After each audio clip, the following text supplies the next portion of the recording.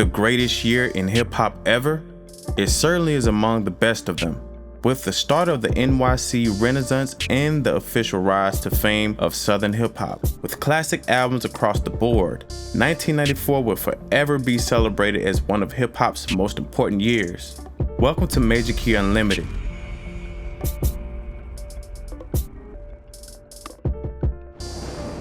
What did hip-hop in 1994 look like? Today, we're looking at the era of 94 with the loudest hip-hop albums of that time. Who was the star of that year? Honestly, we believe you already know the answer. Still, make sure to watch till the end to find out. Dreams, real love bursting out of every scene.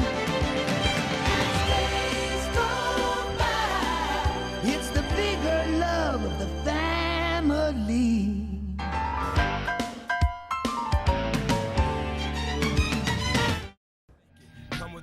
Markedly darker, both sonically and lyrically, than the group's previous albums. Hard to Earn is another 5-star album from Gang Starr. Guru and DJ Premier are both at their peak form, proving their status as one of the most consistent artists and producers in hip-hop. The album landed second on the Billboard Top R&B and Hip Hop Albums chart and 58 on the year-end chart. Then came Nas Illmatic, one of the top hip-hop albums in history, period. A young and hungry, insanely talented MC comes together with some of the best producers in the game who all brought their best work. There are no skits, no fillers, just 9 5-star tracks that mix into a seminal work that will forever be known as one of the most critical releases in hip-hop. Illmatic is without a doubt a monumental masterpiece. The album debuted at number 12 on the US Billboard 200 chart, selling 63 copies in its first week, and has since sold 2 million copies in the United States to this day. After quality releases from bands like Ghetto Boys, UGK, 8Ball and MJG, and others in years previous, Outkast's Southern Playalistic Cadillac Music was that particular album that put Southern hip-hop on the map as a significant part of hip-hop. After this album, it could no longer be divided simply in East and West Coast. Not so fastly recognized as such upon its release, Southern Playalistic Cadillac Music took more and more recognition over the years and is now globally recognized as a staple of Southern hip-hop. Southern Playalistic Cadillac Music charted at number 20 on the Billboard 200 chart and was eventually certified platinum in the United States, denoting 1 million copies sold. Like its ancestor, Check Your Head, Ill Communication is not a hip-hop album, but a mashup of styles with democratic doses of punk rock thrown in the mix. Beastie Boys were never afraid to experiment and do precisely what they wanted. They stayed true to their punk rock roots on this album. Ill Communication is not for everybody. However, it's a classic in its own right, with massive appeal to other non-hip-hop audiences. Ill Communication became the band's second #1 album on the US Billboard 200 albums chart and their second triple platinum album. One of the best G-Funk albums ever, this album grabs the sunny summertime vibe of LA like few others ever have. Warren G wasn't the best rapper out there, but he has a nice and mellow flow, reminiscent of Snoop Dogg's, that perfectly suits his own excellent G-Funk beats. Short and sweet, slightly under 40 minutes, Regulate G-Funk Era is a true West Coast classic. It holds 3 times platinum as of today. Coolio. What a bizarre career this man had. I mean, he had one of the loudest singles hip-hop ever had with 1995's Gangsta Paradise, a song that both made his name and broke him somehow. Before his mainstream fame, after the Gangsta Paradise single, Coolio was an essential member of WC's Mad Circle. With It Takes a Thief, he dropped his first solo debut album after his Mad Circle period. Perhaps because Coolio made some strange career decisions like appearing in several reality TV shows and dropping some mediocre albums later in his career, this album is often dismissed or forgotten. However, it shouldn't be. This is a fun and lighthearted album, holding a funky West Coast sound, followed by Coolio's skilled and often humorous lyricism. It peaked at number 8 on the Billboard 200 chart and was certified platinum by RIAA. Gravediggers was a supergroup holding Prince Paul, The Undertaker, Fuquan, The Gatekeeper, Poetic, The Grim Reaper, and RZA, The Resurrector. Two super producers cooperating, that has to result in something special. This pioneering album is probably the best and best known album of the horrorcore subgenre. It is a fun album with a beautifully dark sense of humor taken as the imagination it is. Excellent production and top-notch MCing, this is a classic. Strangely enough, with underground and mainstream appeal. The album peaked at number 36 on the Billboard 200 chart. At times, even more solid production-wise than their previous albums, and probably a bit too long for its own good, this album was less convenient than previous Public Enemy albums and sadly marked the fall of their popularity and importance. Still, it's another excellent Public Enemy album. As usual, Chuck D's intelligent lyrics are straight to the point and he pulls no punches. Underrated and underappreciated. The album debuted at number 14 on the US Billboard 200 chart, selling 56,000 copies in the first week. UGK's second record came a little bit under the radar after its release. In a big year for Southern hip-hop with legendary releases from Outkast and Scarface. Although UGK's first album was well received, this short and tight album was even more acclaimed, even if it never achieved massive sales. The lyrics were mostly the typical pimp and gangster cliches, but the late Pimp C's funky and bass-heavy production makes this album shine. No doubt about it, Super Tight is a crucial Southern hip-hop album and a rock-solid stepping stone to UGK's real breakout album, 1996's classic Ridin' Dirty. It peaked at 95 on the US Billboard 200 chart. Another landmark album and an all-time classic, the Notorious B.I.G. made a big splash on the scene with his classic debut single Party and Bullshit. Party and Bullshit.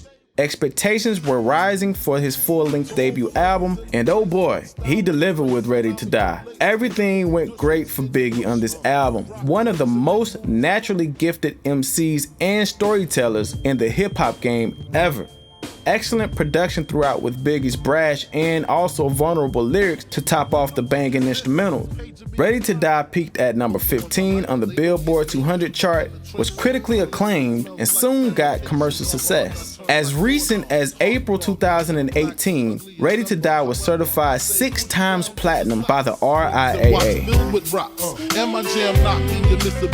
Thug Life Volume 1 is a group album with Thug Life consisting of Tupac, Big Syke, Mo Preem, Macadocious, and the Rated R. It's essentially Tupac's album, as Pac is the star of the group and by far is the most prominent and dominant power on that album.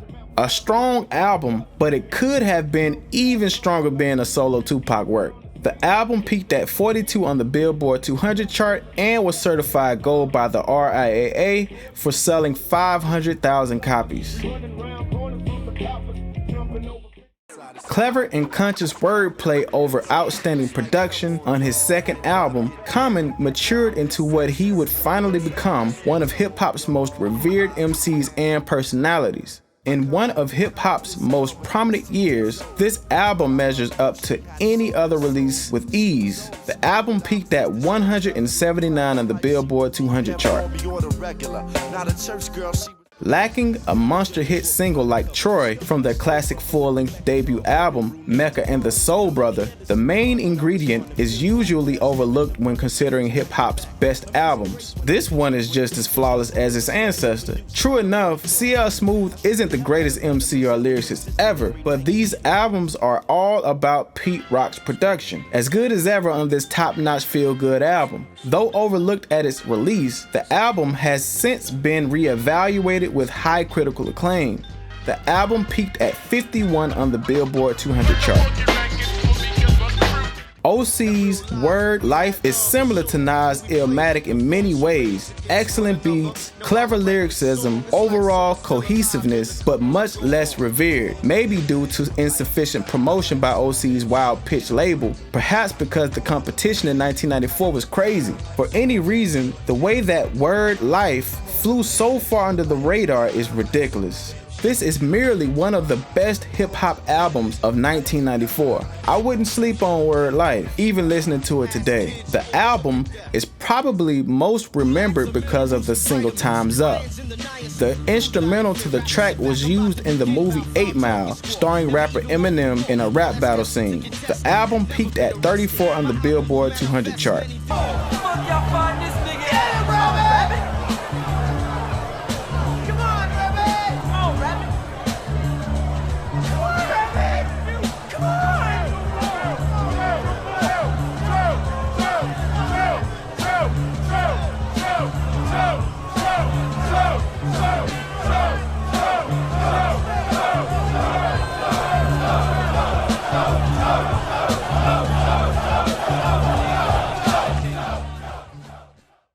Raw and Hunting, The Diary probably is Scarface's magnum opus and indeed our personal favorite from his overall outstanding discography. The Diary, his third solo album, is short and tight with 10 songs with only one guest, Ice Cube, making it stronger.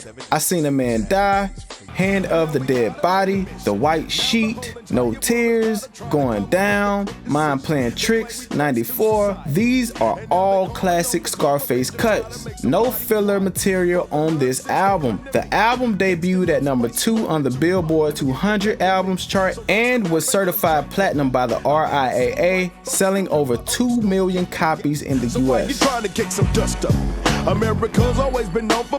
Taiko was the first solo release of a Wu-Tang Clan warrior after the legendary group album Enter the Wu-Tang 36 Chambers and was an instant commercial success. Raw, gritty, and atmospheric, RZA's basement-sounding production fits Method Man's hoarse voice. All in all, Taiko is a beautiful album, only slightly less classic than the Wu-Tang Clan's other solo albums like Liquid Swords and Only Built for Cuban Links that will be released in 1995. Taiko was a critical and commercial success, making it to number 4 on the US Billboard 200 chart. The record is certified platinum. Arguably less approachable than Redman's debut What, the album, or There Is a Dark Side's follow-up Muddy Waters, is Redman at his darkest. Eric Sermon's productions are highly atmospheric with bass-soaked beats that perfectly fit Redman's frantic and innovative rhymes. Redman was always one of the most exciting and naturally skilled rappers in the game, and this album is one of his greatest. Fun fact, the album cover references the cover of Funkadelic's 1971 album Maggot Brain. The album debuted at 13 on the US Billboard 200 and was certified gold by the RIAA. But what do you think? What was the best hip-hop album in 1994? Nas or Biggie? Maybe someone else? Share your opinion in the comment section. Don't forget to like, share, and to subscribe so you don't miss an upload and you can enjoy the excellent content we continue to send your way. I'm 5 Weeks Beats. Until next time.